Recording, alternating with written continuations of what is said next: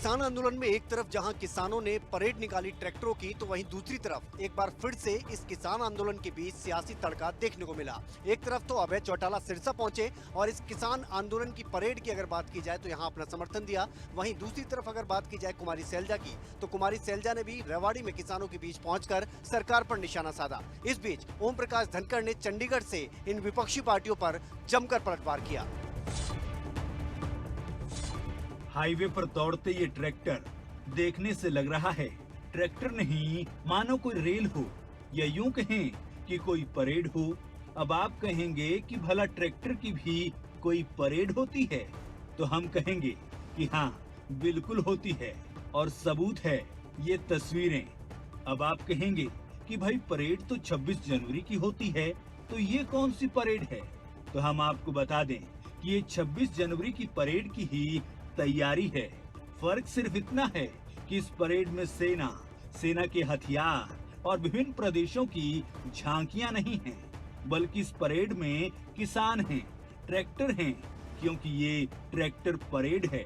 Tractor parade की तैयारी है, रिहर्सल है, और तैयारी इसलिए कि अगर सरकार से अगले दौर की बैठक में कोई हल नहीं निकलता, तो फिर 26 जनवरी को राजपथ पर ट्रैक्टर परेड निकाली जाएगी।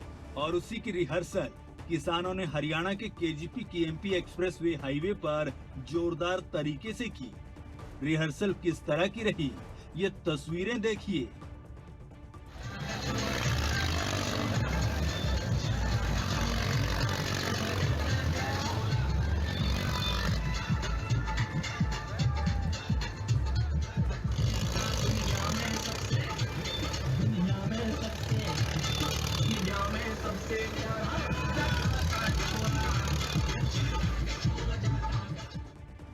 बड़ी बात ये भी रही कि इस रिहर्सल में विपक्ष के नेता भी शामिल हुए।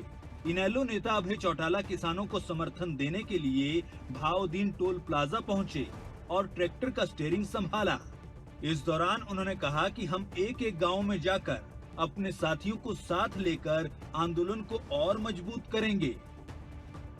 हमने एक फैसला लिया है कि हम पूरे प्रदेश के एक गांव में जाएंगे और अपने गांव के साथियों को साथ लेकर के इस आंदोलन को और ज्यादा मजबूत किया जा सके। इसके लिए हम एक एक साथी की ड्यूटी लगा करके जो लोग आंदोलन कर रहे हैं, जो बैठे हैं, उनमें हौसला बढ़े, उनकी हिम्मत बढ़े, और इन सब साथियों की बॉर्डर पे ड्यूटी लगा करके फिर हरियाणा प्रदेश के दूसरे इलाके से इसी तरह से ट्रैक्टर की यात्राएं निकाल करके हम समर्थन देंगे।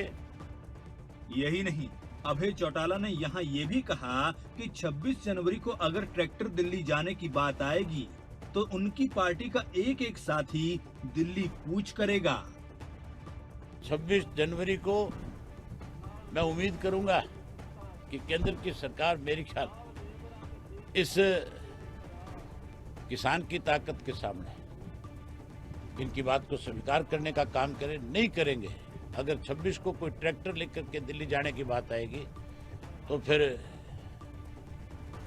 मैं नहीं, मेरा पार्टी का एक एक साथी अपने अपने ट्रैक्टरों के साथ दिल्ली की कूच करने का काम करेगा। वहीं रेवाड़ी में कांग्रेस प्रदेशाध्यक्ष कुमारी सैलजा ने किसानों के बीच पहुंचकर उन्हें अपना समर्थन दिया, तो साथ ही सरकार पर निशाना साधते हुए कहा कि सरकार बातचीत के नाम पर सिर्फ दिखावा कर रही है। इनेलो और कांग्रेस ने निशाना साधा तो बीजेपी का पलटवार भी आया। हरियाणा बीजेपी के प्रदेशाध्यक्ष ओपी धनखड़ ने विपक्ष को जवाब देते हुए कहा कि ये बहुत अच्छी बात है कि इन दिनों किसानों का एजेंडा देश में मुख्य मुद्दा है, लेकिन जब ऐसे मुद्दों के बीच राजनीतिज्ञ आ जाते हैं तो वो मुद्दा राजनीतिक हो जाता है। बहुत अच्छी बात है कि किसानों का एजेंडा अब एक मुख्य विषय है देश में,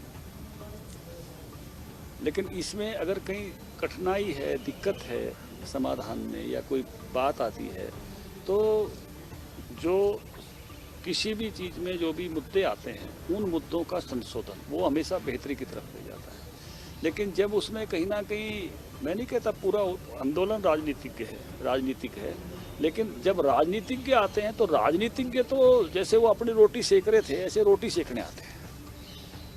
क्योंकि राजनीतिज्ञ आदमी अपने पॉलिटिकल एजेंडे से वहाँ आता है और किसान की इच्छा तो अपने समाधान की है, लेकिन पॉलिटिकल आदमी की इच्छा समाधान की नहीं होती, उसकी राजनीतिक होती है, क्योंकि वो राजनीतिक इच्छाओं के साथ ही आती है। ऐसे में किसान आंदोलन के बीच एक बार फिर से सियासत गर्मा गई है। लेकिन सबसे बड़ी बात यह है कि इस परेड के जरिए किसानों ने एक ट्रेलर दिखाया 26 जनवरी के लिए, क्योंकि 26 जनवरी को एक बार फिर से इस तरह की ट्रैक्टर यात्रा किसानों की तरफ से देखने को मिलेगी। लेकिन देखने वाली बात यह होगी कि सरकार और किसानों के बीच एक बार फिर से बैठक होने जा रही है। क्या उसमें कोई ये गतिरोध जो है कम होगा या फिर बीच का रास्ता निकलता है या नहीं?